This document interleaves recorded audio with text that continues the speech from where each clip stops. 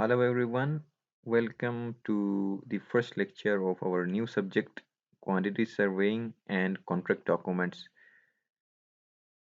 तो ये है कि हम लोग काफ़ी टाइम के बाद ये वीडियो बना रहे हैं, तो बीच में कोई पर्सनल रीजंस थे, उनकी वजह से चैनल के ऊपर वीडियोस मैंने अपलोड नहीं की थी। तो अभी हमारी यूनिवर्सिटी के अंदर भी न्यू सेमेस्टर स्टार्ट हुआ हुआ है, अराउंड 3 to 4 वीक्स हो गई हैं।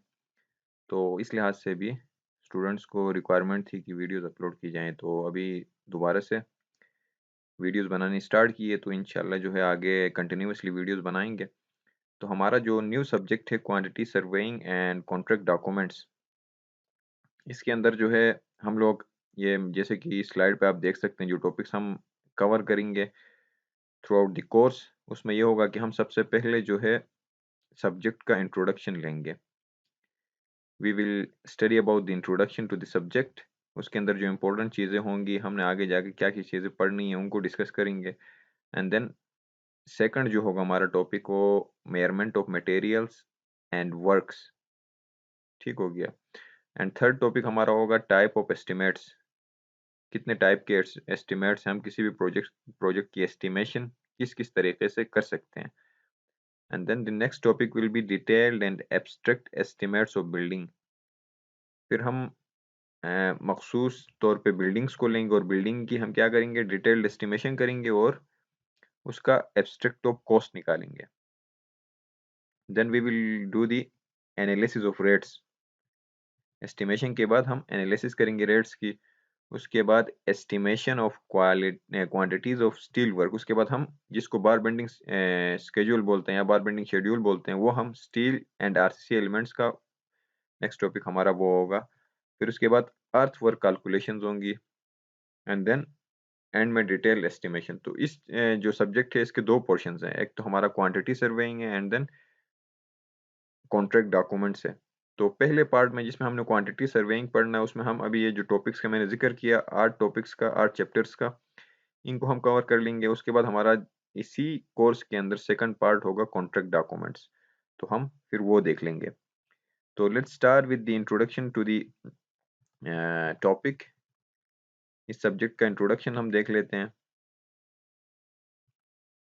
Let's see, the first thing we need to know is the definition of the estimating and costing। estimation और costing की basic definition क्या है, actually हम किस लिए करते हैं और ये क्या क्या चीज़ें करता है। तो let's read it out। estimating is the technique of calculating or computing the various quantities and expected expenditure to the incurred on a particular work or project। तो estimating एक्चुअली एक ऐसा टेक्निक है जिसके ज़रिए हम लोग हमारे किसी भी प्रोजेक्ट के ऊपर जितने भी हमें एक्सपेंडिचर्स की रिक्वायरमेंट होती है, जितनी भी हमें जिस क्वांटिटी में भी हमें कोई आइटम चाहिए होता है, उसकी हम कैलकुलेशन करते हैं। Let's take an example. हम जैसे कोई बिल्डिंग बना रहे हैं, तो उस बिल्डिंग के को बनाने के लिए, उस प्रोजेक्ट को कंप्लीट करने के लिए हमें कितनी क्वांटिटी में हमें सीमेंट चाहिए, कितनी क्वांटिटी में हमें स्टील चाहिए, कितनी क्वांटिटी में हमें कोर्स एग्रीगेट, फाइन एग्रीगेट, उसके बाद हमें कितनी क्वांटिटी में वुड वर्क के लिए हमें वुड कितना चाहिए, उसके बाद इलेक्ट्रिफिकेशन का वर्क होगा उसके लिए कितना चाहिए, उसके अलावा हमें क्या कहते हैं आपका मैन पावर कितना चाहिए। ठीक हो गया। तो ये सारी जितनी भी रिक्वायरमेंट्स आपकी होती है किसी भी प्रोजेक्ट को कंप्लीट करने के लिए, जितनी भी क्वांटिटीज की रिक्वायरमेंट होती है उसकी हम कैलकुलेशंस करते हैं। उस कैलकुलेशन करने वाली टेक्निक को हम एस्टिमेशन बोलते हैं। ठीक हो गया। तो there was the basic definition. तो इससे हमें फायदा क्या मिलता है, in case the funds available are less than the estimated cost, the work is done in parts or by reducing it or specifications are altered। जब आप एस्टिमेशन करेंगे किसी भी प्रोजेक्ट का, जाहिर सी बात है उससे आपको आपके प्रोजेक्ट के कॉस्ट का पता चल जाएगा कि हमें इतनी इतनी क्वांटिटी में आइटम्स चाहिए और उनका कॉस्ट इतना होगा।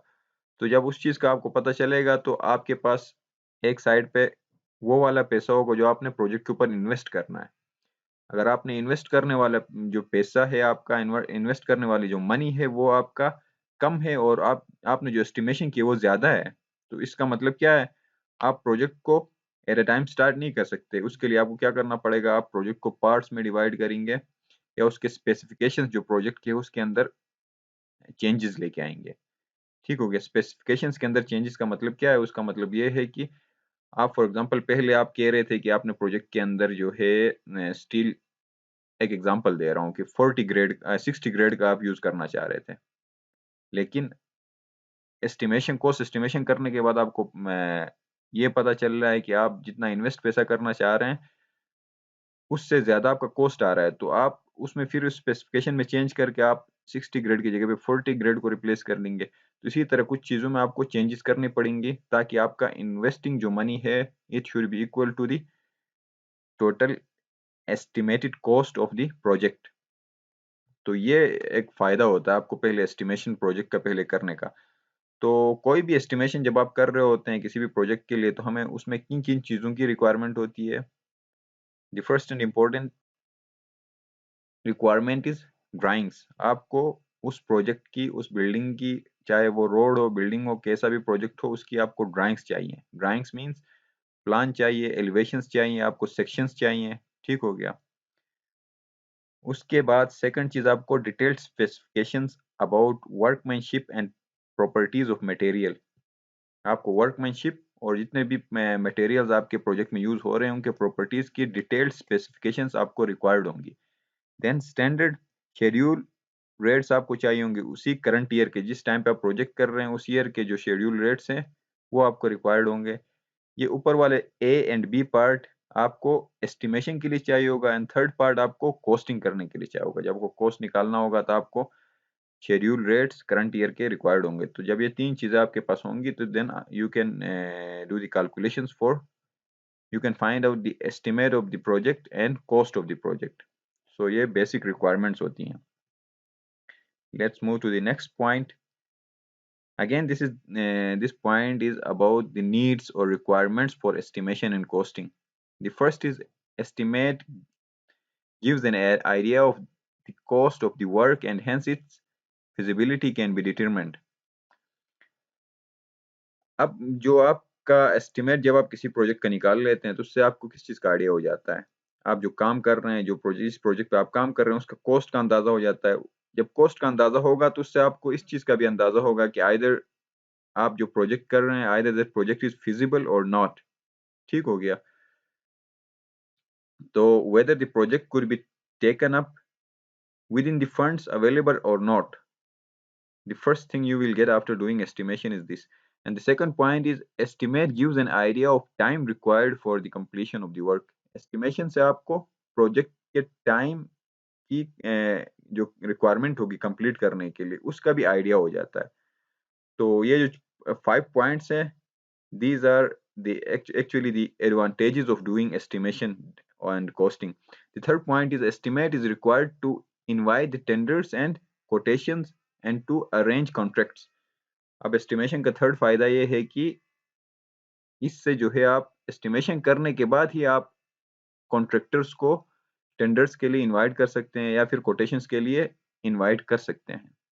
सो before inviting for tenders and quotations you need to do the estimation and costing. The fourth point is estimate is also required to control the expenditure during the execution of work.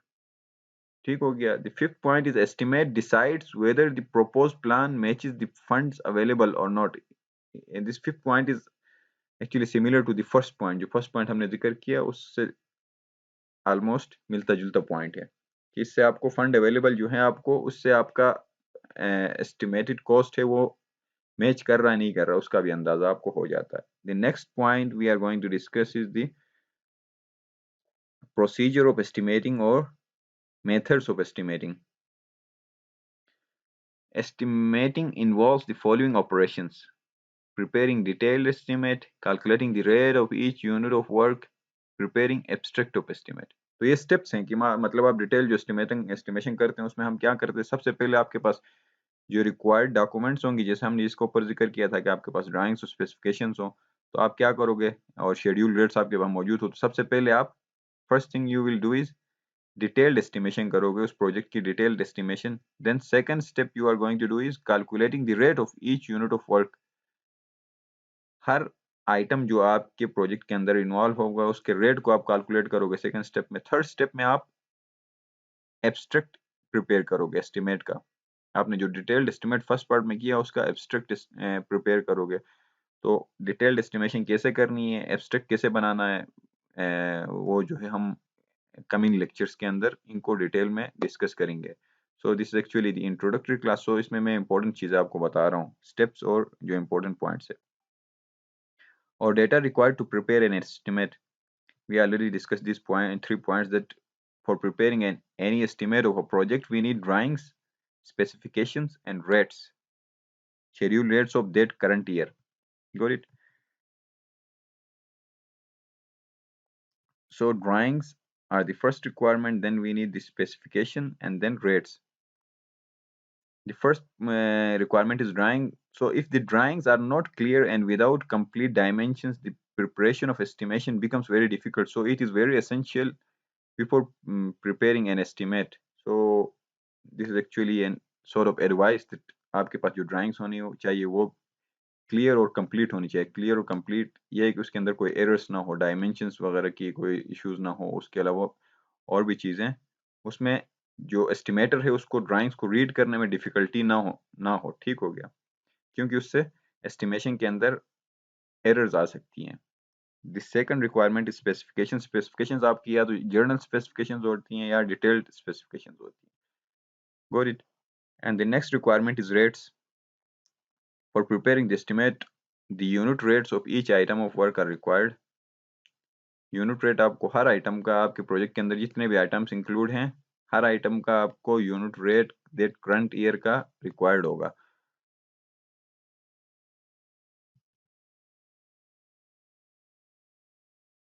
आप जब आप detailed estimate के बाद एक चीज होती है आपके प्रोजेक्ट का कंप्लीट एस्टिमेट। आपके प्रोजेक्ट के अंदर जिस तरह के भी कॉस्ट इंक्लूड होते हैं उसको कंप्लीट एस्टिमेट बोलते हैं। आप कंप्लीट एस्टिमेट के अंदर क्या क्या चीजें इन्वॉल्व होती है आपकी? The first thing is cost of land. जिस लैंड के ऊपर आपका जो प्रोजेक्ट होगा वो बन रहा होगा उसका कॉस्ट इन्वॉल्व होगा। एंड देन कंटिजेंसीज 5% ये आपका इन्वॉल्व होगा। Legal expenses between owner and contractor, cost of structure. ठीक हो गया। हम जो डिटेल एस्टिमेशन करते हैं उसमें हम लोग कॉस्ट ऑफ स्ट्रक्चर निकाल रहे होते हैं। बाकी ये 3 एक्सपेंसेस भी आपकी कंप्लीट जो एस्टिमेट होगा उसके अंदर ये भी इंक्लूड होंगे। ठीक हो गया। फर्दर पार्ट्स जो कॉस्ट ऑफ लैंड है उसके अंदर ये आपकी चीज़ें आएंगी। आप जो लैंड की सर्वेइंग करेंगे, जो लैंड जितने पैसों में आप खरीदेंगे एक्चुअल कॉस्ट ऑफ लैंड वो होगा। उसके बाद फिर आपकी कॉस्ट ऑफ वेरिफिकेशन होगा। ठीक हो गया। सारी चीज़ें इसके अंदर आपकी इंक्लूड हैं। उसके बाद जो जिसकी हम एस्टिमेशन कर रहे होते हैं एज एस्टिमेटर वो होता है आपका cost of structure. Cost of structure में आपका कॉस्ट ऑफ मटेरियल आता है, कॉस्ट ऑफ लेबर आता है, कंसल्टिंग इंजीनियरिंग फी आती है। उसके बाद फिर permit fee for construction, water, electricity from concerned authorities. Concern authorities से आपको परमिट भी लेनी पड़ती है और उसकी कुछ फीस होती है, वो भी इस कॉस्ट ऑफ स्ट्रक्चर के अंदर इंक्लूड होती है। उसके अलावा cost of labour, cost of material, consulting engineering fee. अब कंसल्टिंग के अंदर फिर 2 आती हैं आपकी cost for preparation of plan and estimate and design. आपका जो डिज़ाइन कंसल्टेंट होता है, कॉस्ट फॉर सुपरविजन जो आपके सुपरविजन कंसल्टेंट होता है या फिर मैनेजमेंट कंसल्टेंट होता है। तो ये सारे कॉस्ट्स इंक्लूड करने के बाद आपका टोटल कॉस्ट ऑफ प्रोजेक्ट बनता है। अब डिटेल्ड एस्टिमेट के अलावा एक होता है आपके पास जिसको हम लंप सम एस्टिमेट बोलते हैं। While preparing an estimate it is not possible to work out in detail in case of PT items other than civil engineering such items are called lump sum items or simply LS items. अब जैसे आप एक civil engineer है, right, and you are estimator, you are doing the estimation, आप estimation कर रहे हैं, तो आप सिविल इंजीनियरिंग से रिलेटेड जितने भी उस प्रोजेक्ट के अंदर आइटम है उसकी आप डिटेल्ड एस्टिमेशन कर सकते हैं। Either there is concrete, there is reinforcement, there is woodwork। तो ये सारे आप डिटेल्ड एस्टिमेशन कर सकते हैं। लेकिन उसमें कुछ ऐसे आइटम्स होते हैं जो सिविल इंजीनियरिंग से रिलेटेड नहीं होते हैं, फिर उसका हम क्या करते हैं, लमसम कोई अप्रोक्सीमेट कोई वैल्यू ले लेते हैं। फॉर एग्जांपल हम water supply and sanitary arrangement उस प्रोजेक्ट के लिए 7.5% of the cost of civil engineering item की जितनी टोटल कॉस्ट आएगी उसका 7.5% ले लेते हैं, या इसी तरह कोई ना कोई परसेंटेज फिक्स होती है। ठीक हो गया। जैसे water supply and sanitary arrangements है, इलेक्ट्रिकल इंस्टॉलेशन है, आपकी आर्किटेक्चरल फीचर्स हैं, अनफोर्सीन आइटम्स हैं, तो इन सब के लिए आप लमसम का जो है वो आइटम्स यूज करते हैं। Got it? इसमें कोई फिक्स्ड परसेंटेज होता है। Then work charge establishment. अब इसमें क्या होता है कि during the construction of a project considerable number of skilled supervisors, work assistant, watchman etc are employed on temporary basis, right? आप कोई भी प्रोजेक्ट स्टार्ट करते हैं तो उसके अंदर आपके ह्यूमन ह्यूमन रिसोर्सेज की रिक्वायरमेंट होती है, जिसमें आपके स्किल्ड सुपरवाइजर्स होते हैं, इंजीनियर्स होते हैं, वर्क असिस्टेंट होते हैं, वॉचमैन होते हैं, और उसके अलावा और भी बंदे होते हैं जो आपके प्रोजेक्ट को लुक आफ्टर कर रहे होते हैं। उनके डिफरेंट जॉब्स होती हैं, डिफरेंट रिस्पॉन्सिबिलिटीज होती हैं, तो वो आपके प्रोजेक्ट के ऊपर टेम्परेरी बेसिस पे एम्प्लॉयड होती हैं। The salaries of this persons are drawn from the lump sum amount allotted towards the work charge establishment, that is establishment which is charged directly to the work, and ls amount, lump sum amount of 1.5 to 2% of the estimated cost is provided towards the work charge establishment।